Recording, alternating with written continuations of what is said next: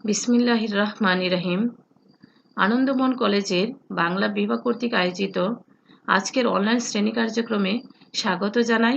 আমি শাহানা বেগম, সহকারী অধ্যাপক, বাংলা বিভাগ, আনন্দমন কলেজ, ময়মনসিংহ।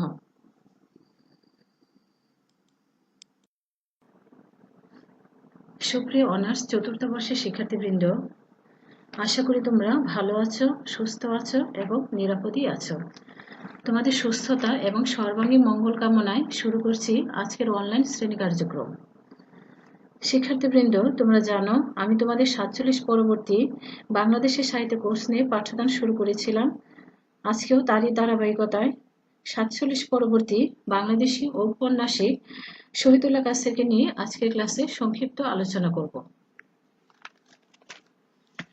শিক্ষার্থীবৃন্দ, শহীদুল্লাহ কায়সার বিশিষ্ট সাংবাদিক, কৃতি সাহিত্যিক ও নিবেদিত প্রাণ রাজনৈতিক কর্মী হিসাবে নিজেকে সগৌরবে প্রতিষ্ঠা করে গেছেন।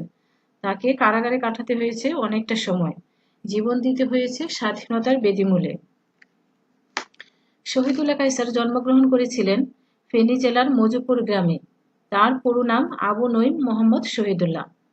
দেশের প্রতিটি প্রগতিশীল গণতান্ত্রিক ও জাতীয়তাবাদী আন্দোলনে সক্রিয় অংশগ্রহণ করেন এবং জীবনের অনেক দিন কারাবাসে তার অতিবাহিত হয়।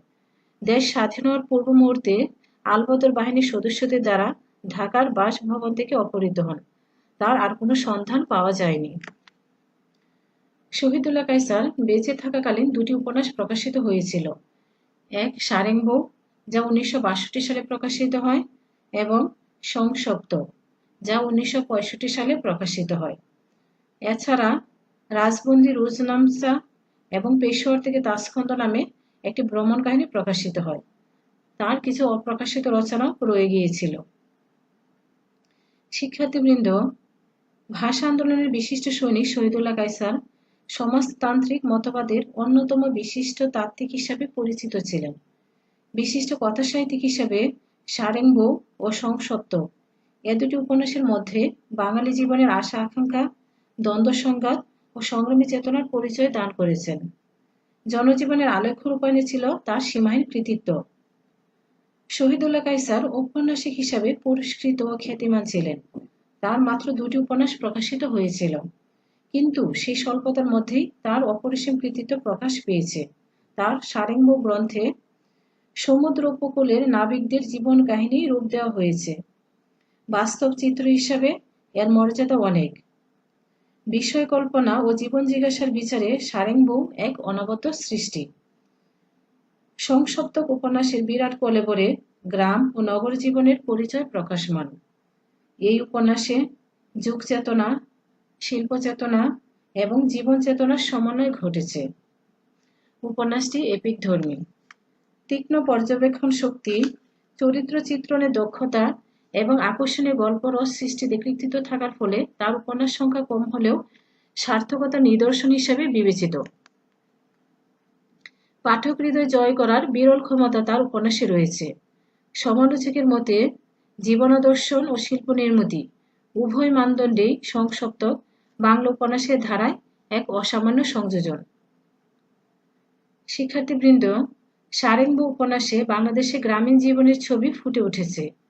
জীবিকা অর্জনের জন্য কদম জাহাজের চাকরিতে ঘর ছেড়ে বের হয়েছিল। ঘরে ছিল স্ত্রী নবিতুন আর কন্যা সন্তান। কদম সারেং 15 বছর জাহাজে চাকরি করে ভাগ্যের পরিবর্তন করতে পারেনি, বরং ষড়যন্ত্রে পড়ে বিনা অপরাধে জেলে যেতে হয়। নবিতুনের জীবনে নেমে আসে দুঃখ দুর্দশা। স্বামীর কাছ থেকে কোনো টাকা পয়সা না আসায় সে পরের বাড়িতে কাজ করে ধান ভেনে জীবন চালায়। দেশে ধানের কল চালু হয়, তার ধান ভানার কাজও বন্ধ হয়ে যায়। তখন সে ধনির বাড়িতে কাজ করে, সেখানেও নানা নির্যাতন। গ্রামের বিত্তবান ব্যক্তি লুন্দর শেখের দৃষ্টি পড়ে তার দিকে। তার কুপ্রস্তাব সে প্রত্যাখ্যান করে। চৌধুরী বাড়ির কাজ শেষে বাড়ি ফেরার পথে নবিতুনকে লুন্দর শেখ পাট খেতে আক্রমণ করে। নবিতুন সর্বশক্তি দিয়ে প্রতিরোধ করে।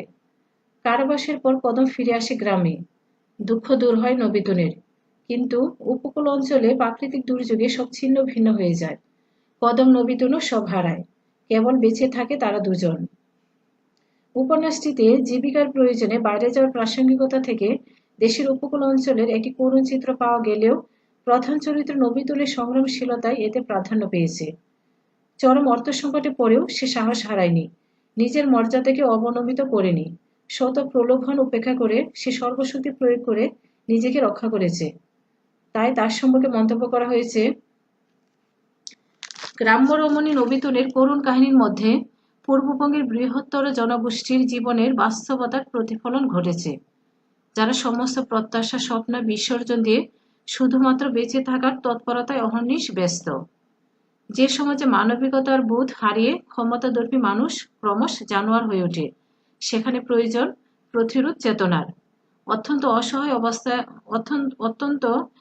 অবস্থা থেকেও নবিতুল সে কাজটাই করে গেছে শেষ পর্যন্ত। সে লুন্দরের প্রস্তাব প্রত্যাখ্যান করেছে। কন্যা আখের মারফত পাঠানো লুন্দরের টাকা ছুড়ে দিয়ে এসেছে তার সামনে। শিক্ষার্থীবৃন্দ, উপন্যাসের শেষে প্রাকৃতিক দুর্যোগে ধ্বংসপ্রাপ্ত জনপদে চরাচরব্যাপী শূন্যতার প্রেক্ষাপটেও ঔপন্যাসিক সম্ভাবনার উৎস খুঁজে পান নবিতুলের মধ্যেই।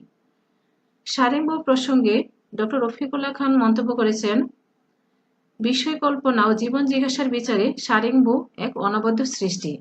জীবনার্থে রোমান্টিকতা সত্ত্বেও শহীদুল্লাহ কায়সারের প্রগতিশীল ও মানবমুখী দৃষ্টিভঙ্গি এ উপন্যাসকে সাফল্য স্পর্শী করেছে। বিশেষ ভৌগোলিক আয়তনের বস্তু সমগ্রতা, সমুদ্র ও সমুদ্র উপকূলবর্তী জনপদের বাস্তব জীবন ও ভাবজীবন, প্রকৃতির দাক্ষিণ্য ও ক্রোধের নির্মাণ ও ভাঙ্গনশীল মানব প্রবাহ প্রভৃতি বিষয়কে দক্ষতার সঙ্গে রূপদান করেছেন ঔপন্যাসিক। কদম ও নবিতুলের সক্রিয়তা ও সংগ্রাম উপন্যাসিকের লক্ষ্যবিন্দু হলেও পারিপার্শ্বিক জীবন বাস্তবতার অনিবার্যতাও স্বীকৃতি পেয়েছে। বিরূপ জীবন স্রোত ও বিধ্বংসী প্রকৃতির বিরুদ্ধে সংগ্রাম করে ট্রাজিক অভিজ্ঞতার মধ্য দিয়ে জয়যুক্ত হয়েছে কদম ও নবিতুল। সারেং জীবনের বহিমেয় স্বভাবের বিপ্রতীতে প্রতীক্ষাকাতর, সম্ভ্রম, অস্তিত্ব রক্ষায় সংগ্রামশীল নবিতুল এ উপন্যাসের কেন্দ্রীয় চরিত্র। তার ব্যক্তিত্ব সৃষ্টিতে আধুনিক জীবন চেতনার প্রবর্তনায় মুখ্য ভূমিকা পালন করেছে বলে মনে হয়। লোকজীবনের রূপ রূপান্তর, বিশ্বাস ও সংস্কারের আঞ্চলিকতা, শ্রেণী চরিত্রের বাস্তবসম্মত উপস্থাপন, সর্বোপরি উপকরণের অভিনবতে বাংলাদেশের উপন্যাসের ধারায় সারেঙ্গু স্বতন্ত্র বিশিষ্ট।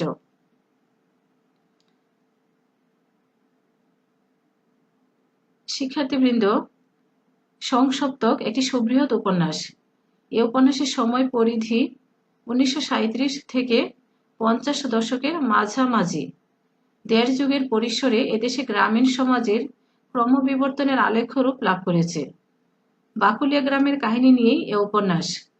গ্রামে পরাক্রমশালী জমিদার, পঞ্চায়েত প্রথা, মজলিস ব্যবস্থা, ধর্মীয় প্রভাব এসবের নিয়ন্ত্রণে গ্রামের জীবন অতিবাহিত হয়। বিত্তবান শ্রেণীর লোকেরা গ্রামের গরিব মানুষের উপর নিপীড়ন চালায়, নানা অনুশাসনে গ্রাম নিয়ন্ত্রণ করে। বাকুলিয়া, তালতলী, কলকাতা ও ঢাকার বিশাল পটভূমিকায় উপন্যাসের ঘটনা বিবৃত হয়েছে। বাকুলিয়ার সৈয়দ পরিবার এই উপন্যাসের কেন্দ্রবিন্দু।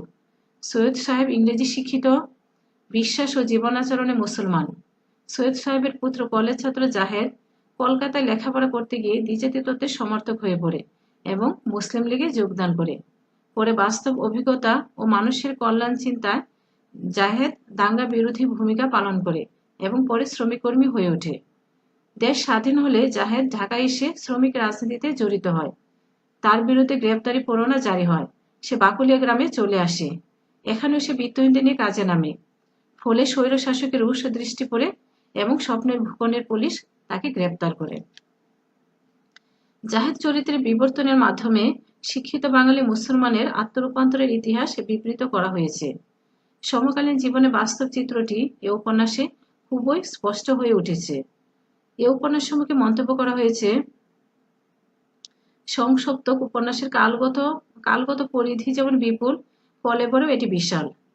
বিভাগ পূর্ব থেকে পরবর্তী পর্যন্ত বিস্তৃত কাল প্রবাহে পূর্ববঙ্গে বাঙালি মুসলমান অধ্যুষিত গ্রাম সমাজ যে বিবর্তনের মধ্য দিয়ে গেছে, শহীদুল্লাহ কায়সার তার একটা বিশ্বস্ত পরিচয় আমাদের দেওয়ার চেষ্টা করেন। এমনকি বিভাগ পূর্ববঙ্গের সহ অবস্থানে থাকা দুটি সম্প্রদায়ের সামাজিক চেতনা নির্মোহ রূপায়ণও পায় উপন্যাসে।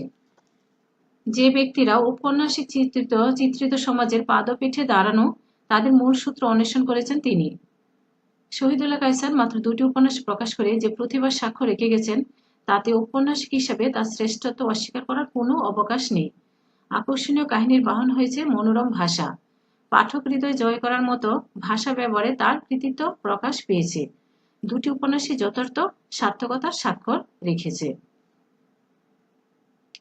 মেজাজের দিক থেকে শহীদুল্লাহ কায়সার বড় ক্যানভাসে কাজ করতে যে স্বাচ্ছন্দ্য বোধ করেন, তার পরিচয় মেলে তার রচনাতে। সারেং বউ এর একমুখী জীবন প্রবাহ, তাই দুইজন ব্যক্তি মানুষের কাহিনীর মধ্যে যেমন সীমাবদ্ধ থাকে না, তেমনি সংসপ্তক এর বিস্তার জুড়ে থাকে বহু মানুষ ও বিরাট সময়কে ঘিরে। একজন বড় লেখকের চরিত্র লক্ষণও যে একই, একথা আমরা অস্বীকার করতে পারি না। সুপ্রিয় শিক্ষার্থীবৃন্দ, আজকের অনলাইন শ্রেণী কার্যক্রম এখানেই শেষ করছি। ধন্যবাদ সবাইকে।